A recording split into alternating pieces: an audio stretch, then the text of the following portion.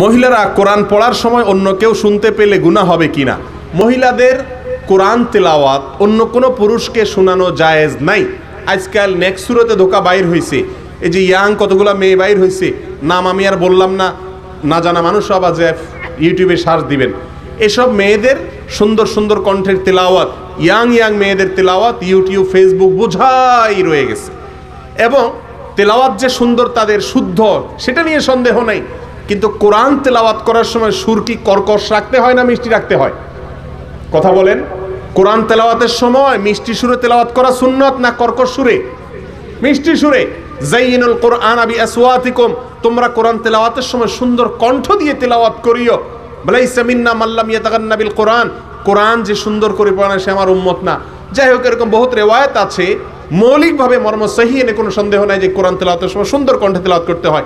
এখন কোনো মেয়ে মানুষ, ইয়াং হোক বয়স্ক হোক, কোনো যদি কোরআন তেলাওয়াত করে, এটা ইউটিউবে ফেসবুকে ছাড়ে বা এমনি অফলাইনে তেলাওয়াত করে, তাহলে সুর দিয়ে তো পড়তে হবে। আর এমনি মহিলারা তো কোরআন তেলাওয়াতে অটোমেটিক একটা মেয়েলি সুর দেয়, গ্রামাঞ্চলে একটু বেশি, শহরেও আছে। তো সুর দিয়ে তেলাওয়াত করলে ওইটা পুরুষ শুনবে, শোনার পরে তার মনের ভিতরে বাজে চিন্তা আসার সম্ভাবনা আছে না নেই?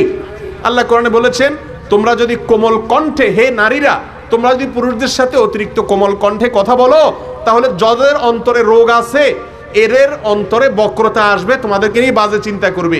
আজকাল এসব কথা বললে আমাদের মা বোনরা বুঝেন না। তথাকথিত নারীবাদীরা উল্টা বলে যে হুজুররা মেয়েদেরকে কি পাইছে যে একটু সুন্দর করে তেলাওয়াত করতে পারবে না, বা ইসলাম তো নিষেধ করে না, তোমার তেলাওয়াত তুমি করো, আরেকজনকে শুনাইও না। যেই লোকগুলো তোমাকে বলতেছে না এটা নারী স্বাধীনতা বিরোধী, এগুলা সবগুলা শিয়াল। শিয়াল সব সময় মুরগির স্বাধীনতা চায়, এরা শিয়াল, এদের থেকে সাবধান থাকতে হবে।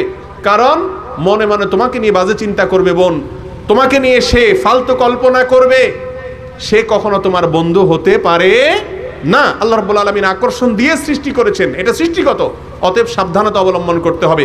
ইসলাম যৌনতাকে কন্ট্রোল করতে বলে, এটা বাই বর্ন সৃষ্টিগতভাবে প্রমোটেড, অতএব যৌনতাকে নতুন করে উস্কাতে হয় না, ওটাকে কন্ট্রোল করতে হয়। আল্লাহ তাআলা আমাদেরকে বুঝার তৌফিক দান করুন।